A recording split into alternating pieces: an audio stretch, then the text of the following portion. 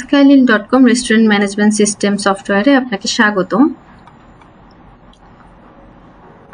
আজকে আমরা দেখব কিভাবে আপনি আপনার স্টাফদের লিস্ট এবং স্টাফদেরকে মেনটেন করতে পারেন, যেটাকে হিউম্যান রিসোর্স অপশনে এখানে রাখা হয়েছে। তো আপনার প্রথমে স্টাফদের এখানে দুজন স্টাফ অলরেডি অ্যাড করা আছে দেখছেন। আমরা যদি আরো কোনো স্টাফ অ্যাড করতে চাই, অ্যাড বাটনে ক্লিক করতে হবে, স্টাফের নাম বসাতে হবে,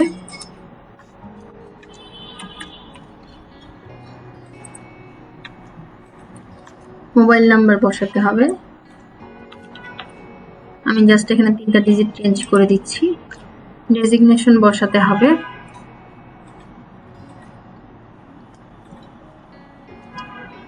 রোল বসাতে হবে, কত তারিখে সে জয়েন করছে, পাসওয়ার্ড তার জন্য আপনি রেডি করে দিতে পারবেন।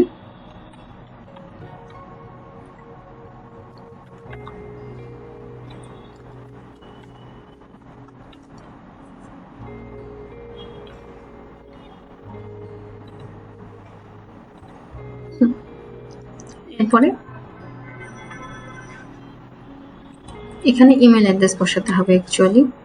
সো আমি raisul@gmail.com ব্যবহার করছি এবং সাবমিট বাটনে ক্লিক করে দিলাম। সো অ্যাকাউন্ট এখানে ক্রিয়েট হয়ে গেছে।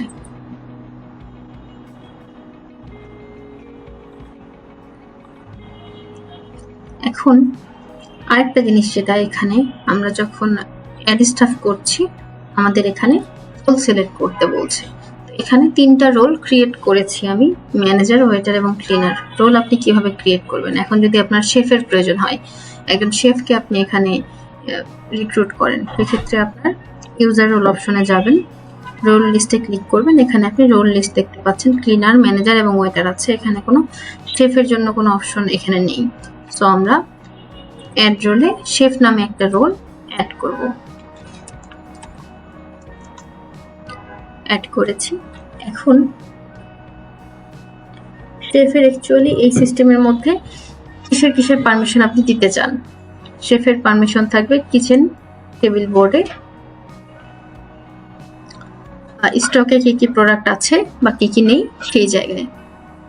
আর অন্য কোথাও মনে হয় না একজন শেফের কোনো সাপ্লায়ারের কন্ট্যাক্ট নাম্বার বা সাপ্লায়ারের প্রয়োজন হতে পারে।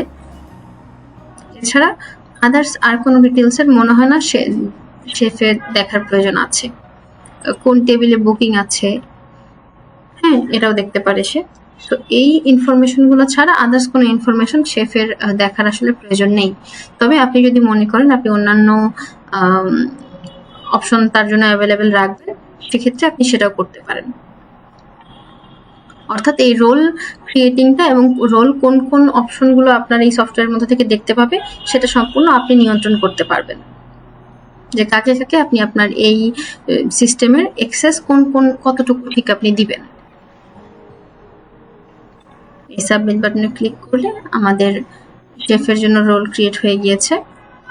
আমরা এখন একজন শেফকে স্টাফ লিস্টে যদি অ্যাড করি, অ্যাড বাটনে ক্লিক করব, ফুল নেম ধরলাম Rahat Hasan, mobile number change করে দিচ্ছি। এখানে আপনারা শেফের যে পার্সোনাল যে ফোন নাম্বার থাকবে সেটা ইউজ করবেন। আমি এখানে জাস্ট র্যান্ডম নাম্বার ইউজ করছি। Designation chef, role chef. এখানে permanent address, present address, basic স্যালারির অপশন রাখার অপশন আছে।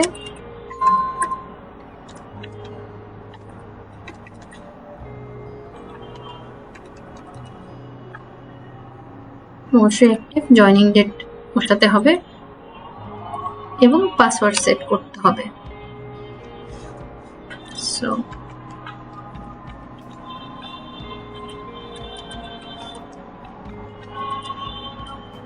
সাবমিট করে দিচ্ছি।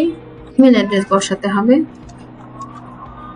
rahat@gmail.com। এখানে আপনি আপনার এমপ্লয়ির ইমেল অ্যাড্রেসটা বসাবেন। এখানকার ব্যবহৃত ইমেল অ্যাড্রেস এবং নাম, মোবাইল নাম্বার সবকিছু আমরা র্যান্ডমলি ব্যবহার করছি।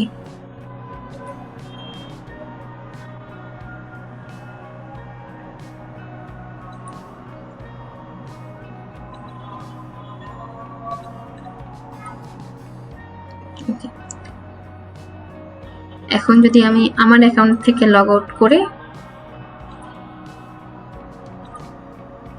লগ ইন করি রাহাতের অ্যাকাউন্ট থেকে, আমি এখান থেকে দেখেন শুধু কিচেন বোর্ড দেখতে পাচ্ছি, বুকিং এর টেবিল দেখতে পাচ্ছি এবং সেলসের যে বিষয়টা, যেহেতু আমার কিচেন রুমে যা যা আসবে সেগুলো সেল রিপোর্টে থাকে, সেই সেলসটা দেখতে পাচ্ছি। এছাড়া আমি আদার্স আর কোনো কিছু কিন্তু দেখার অ্যাক্সেস আমার কাছে নেই, বা অ্যাড করার অ্যাক্সেসও নেই। ঠিক আছে, সো এইভাবেই আপনি আপনার এমপ্লয়ির অ্যাকাউন্ট নিয়ন্ত্রণ করতে পারবেন আপনার সিস্টেমের মধ্যে।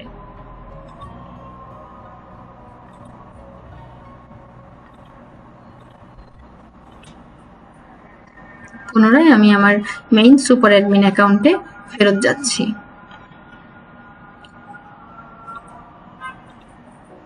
এই তো এভাবে আপনি আপনার হিউম্যান রিসোর্স যে পার্টটা আছে, আপনার এমপ্লয়ি পার্টের যে অপশনটা আছে, সেটা আপনি নিয়ন্ত্রণ করতে পারবেন।